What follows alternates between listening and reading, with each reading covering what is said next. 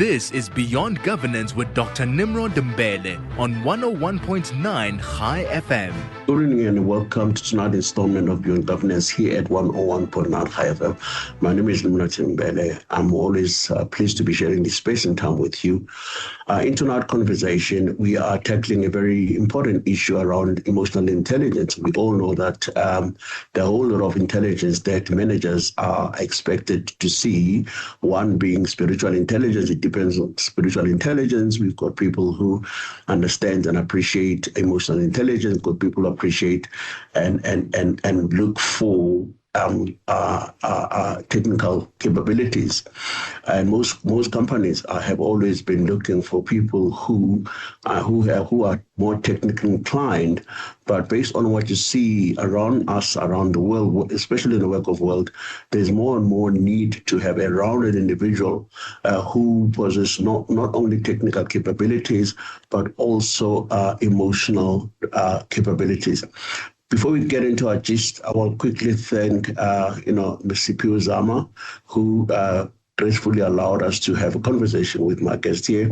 And I also want to thank Craig Guthrie, who's on our controller, pressing all the right buttons. And most importantly, I want to thank you, the listener, for giving us an audience from time to time. If you've got any issues that you may want to, express, you're most welcome to have those your views shared on our social, our WhatsApp line is 0618951019. And of course, your views and issues are most welcome by my excellency, which underscore Dr. Bell. Without any waste of time, because technology sometimes can really mess you up, I'm joined, by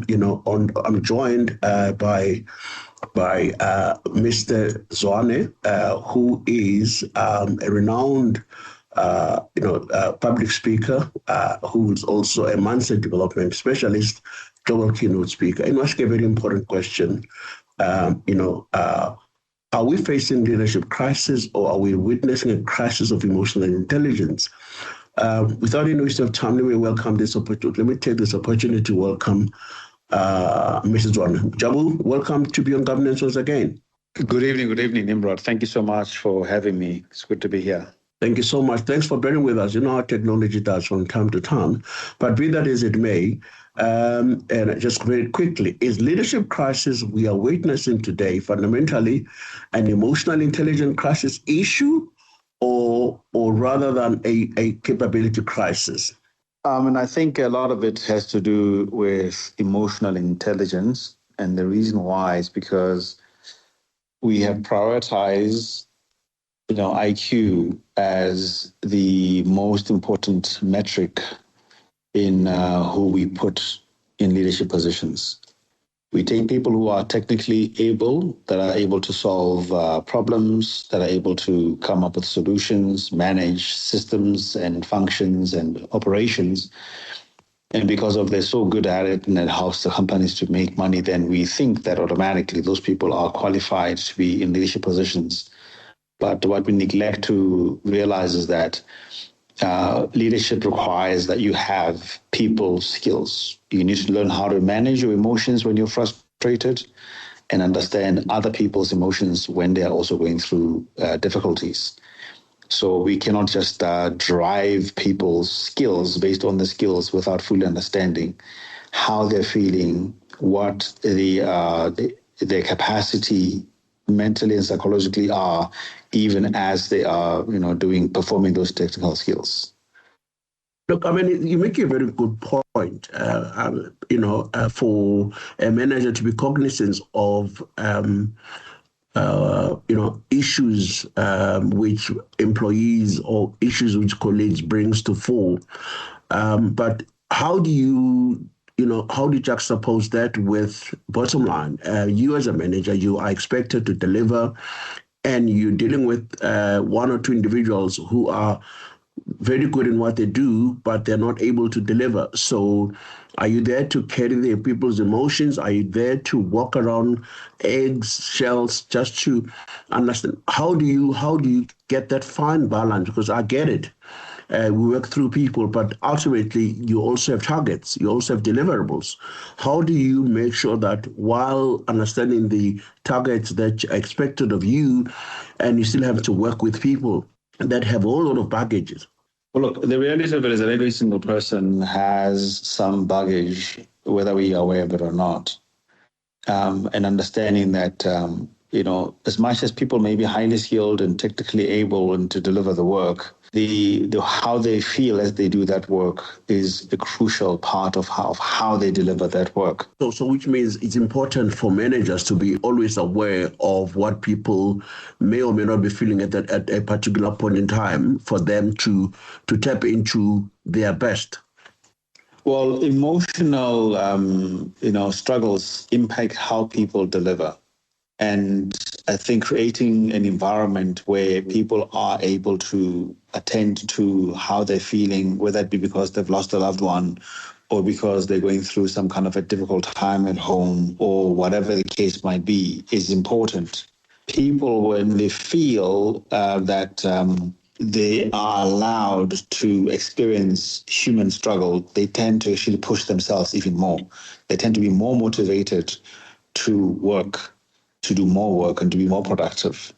But when they're not allowed to feel and to experience those very basic, those necessary human emotions and human struggles, then they tend to then experience work from a high pressure point that makes it even difficult for them to deliver the very skills, the very abilities that they know, that they can, the very work that they're able to do normally very well. So it's not either or. The moment we try to separate that and say, well, leave your problems at home. As soon as you walk into this office, then you must leave your problems at the door. Unfortunately, those problems are in the head. They're in the emotions. They're in the mind. They're in the entire person's, the entire person.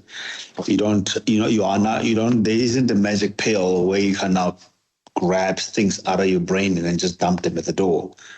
And I think when people feel safe to feel, to get tired, to be confused, to be hurt, and the environment allows them to process those feelings even in real time, they tend to be super motivated, and data backs that up. I couldn't agree with you more because we are emotional beings and we thrive in an environment that is more sympathetic and compassionate. And I think I suppose more and more, corporates are becoming aware of that particular environment to a point where they've got programs that are supportive of or elevating the emotional side or the emotional intelligence side of the employee so that they can able to deliver. But to what extent do you think, based on the work that you do advising corporate, could you give us a sense of some of the programs that exist that have worked to empower individuals, managers, who are by themselves also human, coming with a whole lot of pressure points, both family and also and any other environment? What sort of problems are there which the listener may think about or tap into, bearing in mind the importance of delivering goods and services to their clients? Every single stage of your career, every time you get promoted, you're going to be dealing with different challenges, different people. It's important to be trained, emotionally speaking, for those levels. And also, even as you're going throughout your life, there are different life stages. You'll be having kids, you'll be experiencing different life stages, even in your own personal life, given the ages and all of that. I think emotional intelligence as part of the training program at work must consider, and it must include navigating different life stages, navigating different career stages, navigating different environments, especially if you're speaking about multicultural environments where you're dealing with people from multiple countries and different backgrounds. It must also include sensitivity to gender, the different working with different genders within the work environment. Those are elements of complexity that are part of what every employee has to deal with. My name is Nimrod Mbele. If you have just joined us, I'm in company, of Mr. Jabu, Zwane, who is a guru and a thought leader in managing complexities environment. By his claim to fame, so I'm told, is that he's able to help organizations to be empowered by elevating emotional side of things, such that managers are able to tap into the best side of their employees. Before we took that short break, Mr. Zwane made a very important point that which ultimately fits into organizational culture. We, South Africa, obviously any other, part of the world, we see more and more diversity. We see more and more races coming through, genders and so on and so forth, which invariably added another layer of complexity, which the traditional way of handling has been questioned and needs to be reformed, so to speak. How do we build a culture, of inclusivity, Mr. Zwane? Because based on what you're saying, you can't talk of emotional intelligence if you don't understand inclusivity, if you don't understand redress, if you don't understand, because, when you don't understand all those issues, I suppose it becomes even more and more difficult for you to drive change. Your take on that? Look, different backgrounds have got different problems and challenges that they get to resolve in different ways that they do that. And so when we allow and make space for different cultures to be part of how we operate in the workplace, we actually then have multiple intelligences that we can tap into to find creativity, to explore different ways of solving the same problem. The challenge with having same people from the same background looking at the problem is that they'll always be looking at it from the same lens, from the same position, from the same experience. The moment you bring somebody in there who has experienced a similar problem differently or has solved it differently, then you've got now a second chance of being able to solve the problem, and the third and the fourth. Studies are out there that prove that multicultural, inclusive environments are more profitable. They have people who stay a bit longer. They've got high retention of staff. They've got higher levels of staff satisfaction. But also they remain relevant longer because innovation is a big part of that. Creativity is a big part of that. And we all know what happened to a lot of these companies that were quite traditional, that were quite stuck up in the way that they did things, that a whole bunch of them end up tanking. And today, when you look at it, companies that are thriving, they're thriving with the inclusivity of people from different backgrounds and different nationalities. I couldn't agree with you more. But here's another added layer of complexity. I'm sure you'll agree with me. As artificial intelligence is increasingly, part of day-to-day work, and how do we navigate that particular space in terms of both cognitive skills, which obviously is such a big part that is required, but emotional side of things, because there's all of disruptions that are coming, through based on the emergence of artificial intelligence. A lot of jobs are technically being phased out or are likely to be obsolete in the near future. What does that mean in terms of elevating emotional side of things? Because I think this is the greatest opportunity for corporates, both in when you look at public sector or private sector organization, where more and more has to be invested on emotional intelligence, because here we are having this super powerful, super intelligent machines in the form of AI that can diagnose, problem solve, and a whole lot of things. And yet the people who are supposedly managing those environments are not as competently or are not as superior as machines, so to speak. What is it that corporation needs to be doing differently to elevate the competency of employee managers so that they're able to match the intelligence of AI?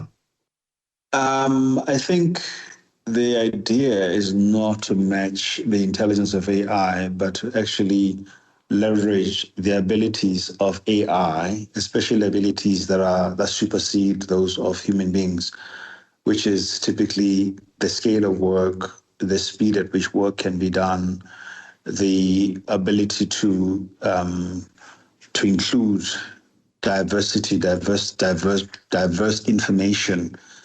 I think from that perspective, it's a matter of understanding that AI is a complementary tool to the workplace, but at the very same time, it's still quite dependent on our ability as human beings to be emotional, to have critical thinking, to be able to relay our human experiences into AI platforms and then be able to combine those to help us continue to work as human beings.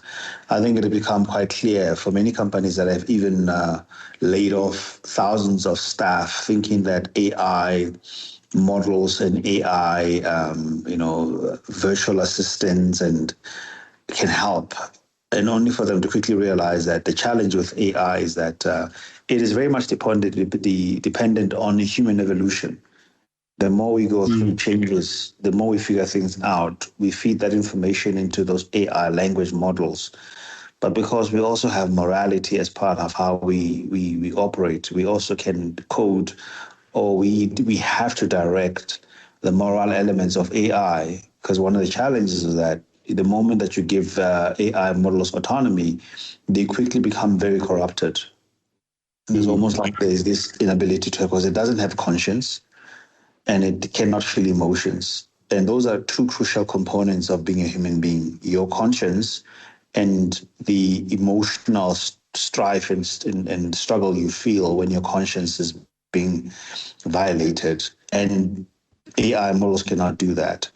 So it's important to have a very good understanding of AI can help human beings to achieve their human agenda, but they themselves on their own cannot have an agenda. Without human beings, they will have an agenda that in the end actually can become self-destructive. I think those are some of the concerns that even Google CEO raised. And interestingly, but when you look at the amounts that is being spent on AI vis-a-vis the amount of spend on human development, chalk and cheese. I mean, the numbers are staggering. What does that mean? Because that's a reality that we all have to contend with. Well, the reality of it is that for us as human beings to be able to find a balance and to be able to know what works, yes, we've got to spend money. Yes, of course, a lot of money has got to go into developing AI and to know what its capabilities and limitations are going to be. Because of what we've already explained, it can be a very helpful tool as far as helping with productivity and many other aspects of being a human being. And so it is worth the investment. However, the goal, though, is quickly becoming very clear that it cannot be to replace human beings. It can't be to replace human labor. It should be to complement, it should be to supplement. It should be complementary to us, to what we are trying to achieve for ourselves, not so much to replace. Yes, there are certain automatic things and monotonous things that can be replaced, and it's better if a machine that is more precise and more accurate to perform.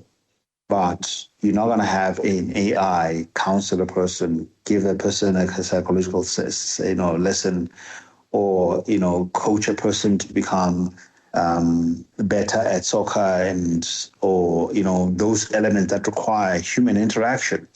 When people try to use that way, it had become harmful, because currently we know that AI platforms do hallucinate, and they can completely give you a completely wrong advice, especially if you are in a wrong mental state. And so The idea is not to replace, and I think that's where the focus of most companies must be, not to try to replace human beings, but to figure out how AI can help with human agenda. I'm sorry, I wish I wish you could have had more time, and I suppose the apology comes in that we had a bit of few technical glitches, but I hear where you're coming from, and I think you're making profound points, around how AI needs to be carefully used. AI has to be used as a thinking partner, not a substitute for human being. And you make very important points around a hallucination of AI. You make a very important point on how AI's inabilities to counsel an individual who's going through trauma. Those are elements of managers. If you spend 90% of your time at work, your colleagues understand you better. They can counsel you better. They can advise you better, as opposed to relying on AI. I suppose I'm going to AI environment purely because of that humanness, human intelligence or emotional intelligence that it was a thrust or is a thrust of our conversation. Your concluding remarks, Mr. Zwane? The concluding remarks is that we are I suppose every era is different. We are in a very different era and will continue to go through different eras as human beings. The most important, disposition I would say is that have a disposition of adapting. Understand that change is part and parcel of life. It's important to then learn what change is happening, what is required from your side as a human being in terms of your gaps of development, gaps in skills, gaps in knowledge, gaps in abilities, and be willing to put yourself through the necessary development to ensure that at the end of the day, your skills, your abilities, your character, your mental and emotional abilities do match the environment that you're in, and include into that as well your ability to work with people, to collaborate with people, and to be as objective as you possibly can be. It's there's a danger with being one-sided. There's a danger with just sticking with what you know and being unwilling to open yourself up to the unknown. So there must be a healthy level of caution as much as there's a healthy level of fascination and interest in terms of going forward, and a healthy level of exploring new things and seeing what is possible out there. Unfortunately, we ran out of time. We're going to have to leave it here. Thank you so much, Mr. Zwane. Great pleasure, Nimrod. Thank you. Thank you. There we go. That was Jabu Zwane, who's a renowned mindset development specialist, global keynote speaker, and executive coach, giving us very interesting insights on what seems to be missing within corporate space. That is a need to elevate a little bit more on emotional side of things, because most companies, they have been preoccupied with technical capabilities, and we now understand that as much as technical capabilities is important, but we need to counterbalance it with emotional intelligence. As we conclude today's conversation, the one message in my mind stands out very clear: that is, leadership is not only about intelligence, experience, or technical. It is also about self-awareness. You have to be empathetic. You have to apply sound judgment and the ability to build meaningful relationship. Therefore, emotional intelligence, in my view, shapes how leaders make decisions, resolve conflict, inspire trust, and create environments where people can thrive. My sincere thanks to Mr. Zwane, who gracefully came through to give us his inputs. Once again, I want to apologize for technical glitches that pretty much messed up our conversation, but nevertheless, I hope you did not lose out much. Let's do this again next time. Shalom.